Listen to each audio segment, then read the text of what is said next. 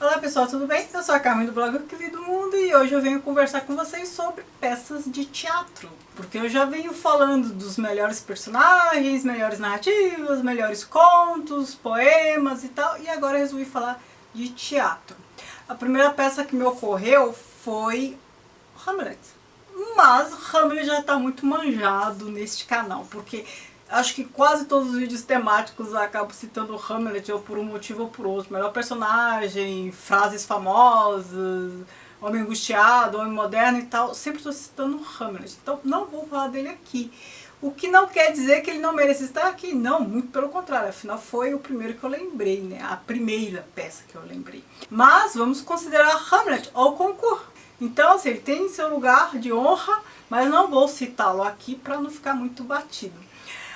Mas não posso deixar de citar Shakespeare, por isso, Macbeth. Aqui a gente tem, eu acho, talvez a segunda melhor personagem de Shakespeare, que é a Lady Macbeth, né? Que vilã, que personagem incrível.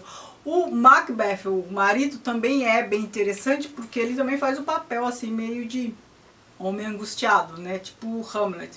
Mas ela é primorosa. Aqui a história do Macbeth é um general do exército do rei Duncan, que eu acho que é da Escócia, enfim, lá daquela região britânica. Ele e o amigo Banquo são abordados por três bruxas que profetizam. Falam que o Macbeth vai ser rei, que o Banquo é mais inteligente, mas não vai ser, os filhos do Banquo vão ser rei, enfim. Umas coisas assim meio nebulosas, porque parecem contraditórias. Como o Macbeth vai ser rei, se os filhos do outro também vão ser rei e tal. Mas é que ele não consegue interpretar a profecia muito bem. Ele chega em casa e fala e conta pra esposa, a Lady Macbeth. Ela fica assim polvorosa pra tomar esse treino do rei Duncan. E aí planeja o assassinato dele e convence o marido a fazê-lo até se tornar rei. Bom, aí tem uma série de entreveros, punição, enfim, aquelas coisas todas. Mas é um enredo muito bacana, embora seja um enredo muito comum em Shakespeare, né? A gente vê uma história parecida de rei destronado, trono usurpado em várias peças de Shakespeare. Mas o que torna essa bem interessante são essas duas personagens, os dois Macbeth, eu acho. Quando ela convence ele, essa fala dos dois, quando ele conta pra ela e ela quer que ele assassine o rei, é uma passagem muito legal. Vestido de Noiva, do Nelson Rodrigues. Essa peça é muito legal, por quê? Porque ela traz uma inovação aqui, né? São três planos diferentes, eu acho que eu já falei dessa peça aqui, são três planos diferentes. Então tem o plano do sonho, o plano ali da realidade, o plano da lembrança. É uma história só, mas em três momentos diferentes e que a gente, a princípio, né, o leitor não sabe que está se tratando da mesma história, mas em tempos diferentes e com personagens diferentes, que às vezes são as mesmas, a gente tem uma dificuldade inicial, e isso é proposital, de identificar quais são as personagens desses momentos diferentes. Até chega um momento que a gente percebe que elas confluem. É a mesma personagem que atua num tempo e no outro, só que elas não são identificadas dessa maneira, né? A gente é preparado para ter dúvida, para ficar confuso. Então você chega na metade da peça, você tem vontade de começar tudo de novo, para tentar apreender o que passou batido, porque você não tinha condições de entender, porque o autor faz isso de propósito, né? Então a história aqui dessa noiva, da mulher, não vou lembrar mais o nome dela, mas é a história dessa fulana que sofreu um acidente e está lá na mesa de cirurgia, e aí depois tem um plano lá espiritual, que ela está em contato com outra pessoa, e depois lembranças do passado, né? Então fica tudo fragmentado, são fractais, e a gente tem que fazer as articulações entre esses fractais para tentar entender alguma coisa. Eu achei assim muito legal. A história é legal, né? Os Rodrigues, aquelas histórias picantes, assim, lidando com as emoções mais primárias do ser humano, tipo tragédia grega, mas de uma maneira muito interessante. Ele inovou, pelo menos eu nunca vi uma peça de teatro pensada dessa forma. Pagador de Promessas, do Dias Gomes, para citar a segunda e última peça brasileira aqui. Eu já falei desse livro aqui, ele já entrou em outros temáticos, enfim. O Zé do Burro é amor eterno, né? É um personagem assim fabuloso. É a história do Zé do Burro que pretende pagar uma promessa carregando uma cruz gigantesca até a igreja de Santa Bárbara. Ele sai de outra cidade, ele, a esposa, e vai como se fosse uma peregrinação, só carregando uma cruz enorme. E é a promessa dele entrar na igreja de Santa Bárbara para colocar essa cruz no altar. E essa promessa é em benefício de quê? Do burro, por isso que ele é Zé do Burro. O burro dele acho que ficou doente, aí ele fez promessa e prometeu lá num terreiro de macumba. Isso dá uma confusão que o padre não deixa ele entrar, porque ele fez a promessa no terreiro de macumba, acusa ele de ser pagão, enfim. E aí vira o acontecimento da cidade, que ele fica lá na praça, e vários oportunistas vão se aproveitando da história. É o repórter, é o dono do bar, que quer freguesia, e essas coisas todas. E esse embate entre o Zé do Burro e o padre é bem interessante, né? Porque faz a gente pensar que a igreja não consegue reconhecer um fiel, né? É uma crítica do Dias Gomes.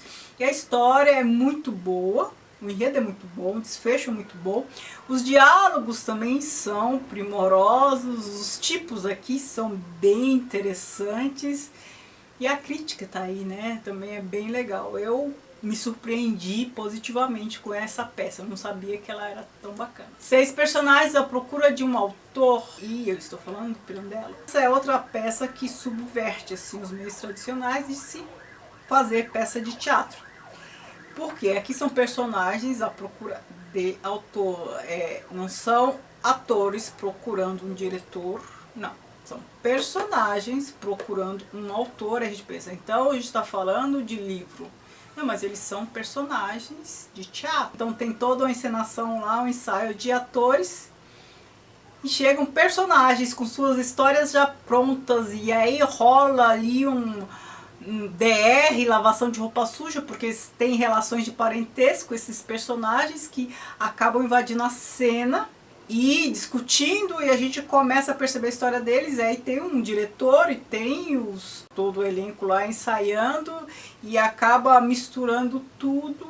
É uma coisa até doido, sabe? Parece assim que algo sai da tela. Então, é mais ou menos isso. Então, o que é ficção, na ficção, acaba se tornando real na ficção. E reivindica um pai, como o Frankenstein, que é um pai que o reconhece. Vocês percebem que louco isso? E a última de peso em todos os sentidos, Fausto, de Goethe.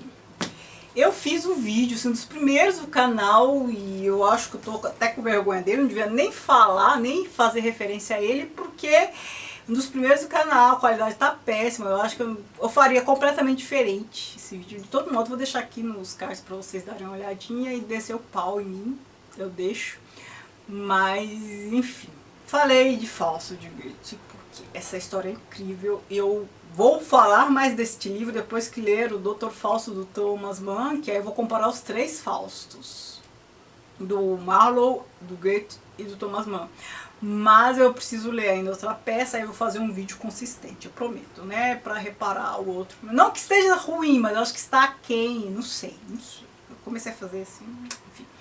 Eu nem lembro também direito, eu só tenho a sensação do vídeo que eu não gostei muito, mas enfim. Aqui é a história do Fausto, que o Fausto, gente, muita gente atribui Fausto ao Goethe. Tá, ele tem essa peça, mas a história não é dele. Fausto é um mito, uma lenda medieval, né, da Idade Média. Tanto é que, acho que antes do Goethe, o Marlowe fez uma peça que eu já li. Thomas Mann depois escreveu um romance a respeito da história, não estava se referindo a este Fausto do Goethe, eu acho, não lembro ainda, mas a lenda em si. É uma lenda que simboliza muito ao século XV, XVI, que é a história da toda a crença, magia. Magia naquela época tinha outro status. Então, o Dr. Fausto, ele é um cara desse que faz experiências e já está muito entediado, né? Ele já conseguiu tudo, já avançou, né? E ele quer uma experiência nova, já está velho, ele quer experimentar outras coisas e faz um pacto com o diabo. E na história do Fausto do Goethe, é um pouco diferente da história do Marlowe. O fim aqui é muito interessante. A história do Marlowe é só isso. E do Goethe é tudo isso. Por quê? porque ele incrementa bem, ele incrementa muito, ele vai até a Grécia Antiga, Helena de Troia, envolve a Helena de Troia aqui, não que a Helena de Troia não apareça lá, mas ele bota muita robustez no enredo e cria personagens. O próprio Mefistófeles é uma figura mais interessante. No primeiro volume surge a Margarida, uma das personagens mais sofredoras da história. No vídeo que eu fiz sobre personagens sofredoras, eu citei a Margarida, porque ela e a Fantine ali de Os Miseráveis estão ali, viu? Não sei qual é a mais desgraçada, no sentido próprio do termo.